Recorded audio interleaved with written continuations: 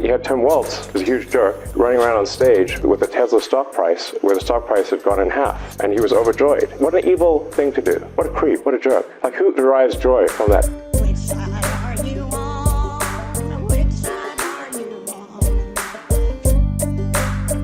on? Got a little bit of a more lighthearted story. There's trouble in paradise with DOGE. I'm going to play these clips a little bit out of order. But the Department of Transportation, the DOT secretary, not so subtly hinted that he is not happy with Elon Musk and his racist Doge bros running around in his department. Let's listen to Department of Transportation Secretary Sean Duffy, what he had to say about Musk. But I want to talk about DOGE for a second. Okay, I know there's been a lot of people there's been some freak out, there's been some concern, there's been a lot of emotion. And I would just tell you, do I want to make our government more efficient? Do I want to be able to do a little more with a little less? Because then I put more money into the great work that we do? Yeah, I want to do that. But you can't do that without good people, right? And so, though I want us to be more efficient, I also look, and as I think of DOGE cutting things, I don't know about that elsewhere, but we actually build things here, right? You can't cut your way to a new road. You can't cut your way to a new bridge. You can't cut your way into a new air traffic control system. So we're actually going to build in this department. And if I don't, and you don't all build with me, the president's going to come back in probably 4 months and go, where are the roads? Where are the bridges? Where's the airspace revamp? And he's going to give us a very hard time. And so let me just... So there you go. Obviously very he's about done with, the DOGE kind of silliness in his department, at least. And so that's good to see. And admitting reality there, that you cannot cut your way to prosperity. You cannot cut your way to more roads, to a more efficient, airline system. You just can't do that. That's not how it's going to work. And it's also worth remembering that Elon Musk has been just so gleeful in his attempts to chainsaw through the government and to fire people and stuff like that. I mean, just really having the time of his life. And so, some people, as Tesla's stock price has started to fall, some people have taken to laughing at that. And Elon Musk, even as he is laughing at the poor prospects of other people, he takes significant umbrage to people laughing at his misfortunes. This is a little bit old, but there's an update to the story. So I did get the chance to play this, and I want to do this. This is a couple of weeks ago, Elon Musk giving an interview where he literally almost cries about how people are being mean to him about his stock prices. My companies are suffering because I'm in the government. You just pointed that out a moment ago. Right. Do you think it helps sales if dealerships are being firebombed? Of course not. And Tesla customers are being intimidated all over the country and all over Europe. Mm-hmm. Does that help Tesla? I mean, you had Tim Waltz, who's a huge jerk, running around on stage with a Tesla stock price where the stock price had gone in half, and he was overjoyed. What an evil thing to do! What a creep! What a jerk! Like, who derives joy from that? And it was pointed out to him that actually, Minnesota State Pension Fund is a major investor in Tesla. But he didn't care. He was so overjoyed by Tesla stock going in half. Does that sound like a good person to you? I don't think so. So there you go. Very, very upset about people engaging in a little bit of schadenfreude about his stock price going down. Bless his heart. You know, you really have to wonder about how one becomes so out of touch that they don't recognize what they are doing as, you know, being so gleeful about the ruination of other people's lives. And you know, the idea that, like, obviously, it is going to be so much worse for these federal workers who have been laid off than it is going to be for him as his stock price falls. You know, I mean, so it's just so bizarre that he feels comfortable being so publicly whiny about this. It's so weird to me. And so the news in response to that is that Walz, like a couple of days ago, mentioned that in one of the speeches that he's been giving lately. So here's Walz's response to Elon Musk crying. I know I'm doing something right when the Fox News crowd is all just bitching at me like crazy, I'm loving it.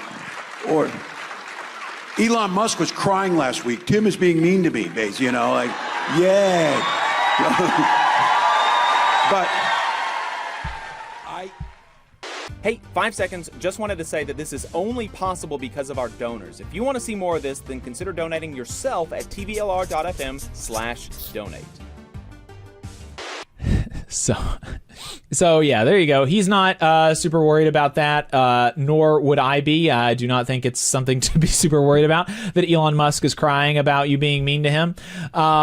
It's just, yeah, it's really, really crazy. Some more stuff. The AFL-CIO put out a memo about Elon Musk yesterday that's really good. About his disregard for worker safety at his companies, right? And so we've been seeing his kind of glee at, isn't it so great that I get to fire all these people? I'm having the time of my life. And you know, that is, you know, a really gross thing, obviously. But even beyond his interventions in the government, he has always had a disrespect for the lives of the people beneath him, that he sees as beneath him.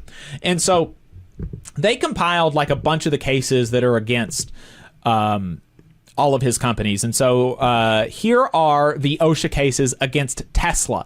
There are 27 open cases with violations at Tesla, 17 of which the AFL-CIO included in their memo, and 2 active investigations with no violations yet. 17 included here. In many cases, Tesla refuses to pay small fines and prolongs the process by contesting the citations. In most cases, the hazards do not have to be fixed while the citation is under contest, leaving workers in danger. So here are the headlines of those cases. In one, OSHA opened an inspection emphasizing potential lapses in fall protections at a Tesla facility in Maryland. We just talked to Jordan Barab, former OSHA official, about how fall protections are so easy to prevent, but so many people do not engage in proper fall protections, and so many people die because of that. That's one of the most common ways for people to die on the job is by falling. No reason for that. OSHA fined Tesla's assembly plant in Fremont, California, after a worker was seriously injured when a Tesla vehicle pinned her in a car on a conveyor belt. The California OSHA cited Tesla for 4 violations totaling $38,000 after the car manufacturer failed to ensure power was cut to a conveyor belt while workers were performing quality inspections. As a result, a worker became trapped in a car after its open door struck a fixed vertical gate.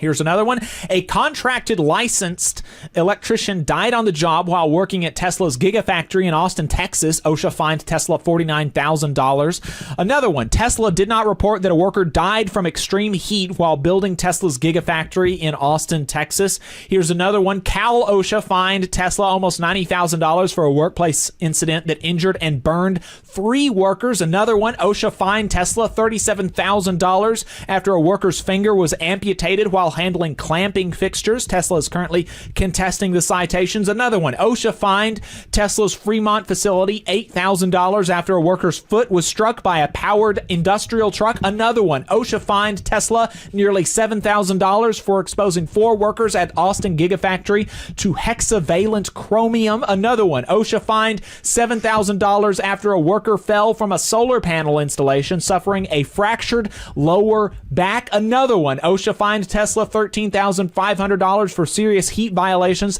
at its Fremont, California facility. And there's like so many more. Here's some from SpaceX. A SpaceX worker was killed at a facility in McGregor, Texas, while transporting insulation without proper equipment. Another SpaceX one. OSHA fined SpaceX $18,000 after a part flew off of a rocket engine, fracturing a worker's skull. Another one. OSHA fined SpaceX after an incident in Washington State led to a near amputation when a heavy object crushed a worker's foot. From the Boring Company, OSHA fined the Boring Company $112,000 for 8 serious violations regarding underground construction PPE and failure to mitigate workplace hazards. Another one. A Boring Company worker wrote an email to the company's then safety manager stating, "We have consistently flirted with death." And at another one of his companies, Solar City, OSHA fined Solar City $110,000 for 10 violations following the electrical shock and hospitalization of a Solar City worker. And another one, OSHA fined Solar City $6,000 for faulty fall protection systems, criteria, and practices.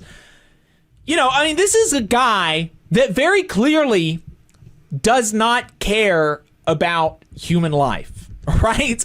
And his whole bit is that I want to make sure that human consciousness becomes a solar galaxy sort of thing. But he doesn't care about the people that are trying to work at his companies, right?